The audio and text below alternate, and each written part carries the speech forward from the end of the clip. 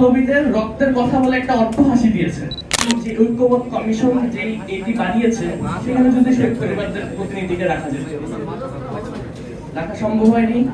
তার চেয়েও বেশি আমরা সম্মানিত হতাম যদি জুলাই ঘোষণাপত্র যখন তৈরি করা হয়েছে সেইখানে যদি শহীদ পরিবারের প্রতিনিধিদেরকে অথবা আহত প্রতিনিধিদেরকে রাখা যেত। সেটাও সম্ভব হয়নি। আমরা আরো বেশি সম্মানিত হতাম 5ই আগস্টের পরে যখন সরকার গঠন হয়েছে, সেখানে যখন সরকার শপথ নিয়েছে, শপথের নেওয়ার যারা শপথ নিয়েছে তাদের সামনে যদি শহীদ পরিবারের কিছু অংশ এবং আহত কিছু অংশ যদি সেখানে উপস্থিত থাকা যেত, সেটাও সম্ভব হয়নি। তো আমার মনে হয় মানুষ আসলে জুলাই আগস্ট গণঅভ্যুত্থানের যে বিপ্লবের যে উত্তাপটি, সেই উত্তাপটি থেকে বঞ্চিত হয়েছে সেই 5ই আগস্টের পরের যেদিন সরকার শপথ নিয়েছে সেদিনই। কারণ আমাদের ভাইরা রক্ত দিয়েছে, আন্দোলন করেছে, রাস্তার সেই উত্তপ্ত পরিবেশের মাঝে তারা আন্দোলন করেছে। কিন্তু এই বিপ্লবের পরে যে সরকার এসেছে সেই সরকার শপথ নিয়েছে এসি রুমে বসে। সেই সরকার সেই বঙ্গভবনের এসি রুমে বসে শপথ নিয়েছে। তাদের উচিত ছিল বঙ্গভবন থেকে বেরিয়ে এসে রাস্তার মধ্যে অথবা শহীদ মিনারের মধ্যে শপথটি নেওয়া। তাহলে আমার মনে হয় এই উত্তাপটি বোঝা যেত। আমরা কয়েকদিন আগে দেখেছি যে কোন এক স্বনামধন্য সাংবাদিক বলেছে যে বিপ্লবীদের রক্তের কথা বলে একটা অট্টহাসি দিয়েছে। তিনি এই অট্টহাসি কেন দিয়েছেন? কারণ তিনিও এই জুলাই আগস্ট গণঅভ্যুত্থানের উত্তাপটি বুঝতে পারেনি এবং এই অট্টহাসির মাধ্যমে তিনি যে কুলনেস দেখিয়েছেন, এই কুলনেস দেখানোটাই ওনার কাছে স্বাভাবিক মনে হয়েছে। কারণ এই উত্তপ্ত রাস্তায় যদি সরকার নেমে এসে শপথ নিত তাহলে হয়তো বা এই উত্তাপটি বোঝা যেত। তো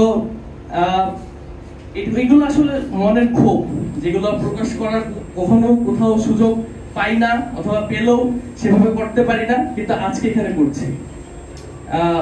এই যে জুলাই চার্টার, সেটি যে বাস্তবায়নের প্রক্রিয়া, সেটি এই জুলাই চার্টার তৈরি করার আগে এই বাস্তবায়নের প্রক্রিয়া নিয়ে আলোচনা করা উচিত ছিল।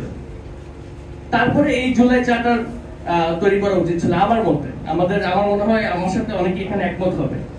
কারণ আপনি যদি নাই জানেন এটা বাস্তবায়িত কিভাবে হবে, তাহলে এটা বানিয়ে লাভ কি?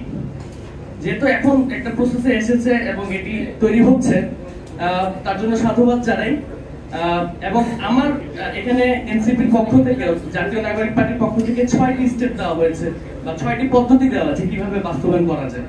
খুবই চমৎকার বাস্তবায়ন পদ্ধতি দেওয়া হয়েছে। আমাদের হাদি ভাই কথা বলে গিয়েছে এবং আমাদের যে খালেদ সাইফুল্লাহ ভাই যিনি ছিল, তিনি একটি খুব গুরুত্বপূর্ণ কথা বলে গিয়েছে যে এর আগেও সিনেমা হলের ঘটনাকে কেন্দ্র করে সংবিধান অ্যামেন্ডমেন্ট করা হয়েছে। তো আমাদেরকে তো এই জিনিসটা আগে ক্লিয়ার করতে হবে যে এটি কোন পরিস্থিতিতে এটি অ্যামেন্ডমেন্ট করা যাবে এবং কোন পরিস্থিতিতে এটি অ্যামেন্ডমেন্ট করা যাবে না।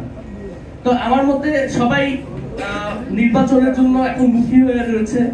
সবাই চায় ক্ষমতা হস্তান্তর হোক বা ক্ষমতার পালাবদল হোক, কিন্তু আমার মতে এই জুলাই চার্টার নিয়ে সর্বপ্রথম একটি গণভোট করা প্রয়োজন।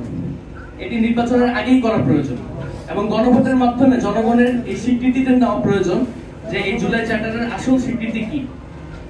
এই গণভোটের মাধ্যমে যে ফলাফল আসবে, জনগণের মতামত দেওয়ার পরে যে ফলাফল আসবে, সেই ফলাফলের ভিত্তিতে নতুন নির্বাচন হওয়া উচিত এবং নতুন নির্বাচনে যে ক্ষমতার পালাবদল, সেই পালাবদল হওয়া উচিত। কারণ যারা ক্ষমতা নিবে বা যারা দায়িত্বে আসবে তাদের তো আগে জানতে হবে যে তাদের দায়িত্ব আসার পর তাদের কার্যক্রম কি এবং এই জুলাই চার্টার তারা বাস্তবায়ন তারা কিভাবে বাস্তবায়ন করবে।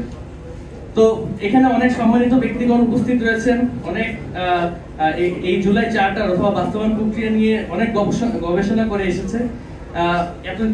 এখানে এসে আমি যতটুকু শিখেছি, এই জুলাই চার্টার গঠনের পুরো প্রক্রিয়া আমি অনলাইন বলেন, সোশ্যাল মিডিয়া বলেন, দেখে আমি অত কিছু শিখতে পারিনি। তাই অসংখ্য ধন্যবাদ জানাচ্ছি জাতীয় নাগরিক পার্টির নেতৃবৃন্দদেরকে এবং আমরা আশাবাদী এই জুলাই চার্টারের মাধ্যমে এই আমাদের শহীদ পরিবারদের এবং আহতদের নিরাপত্তা নিশ্চিত হবে।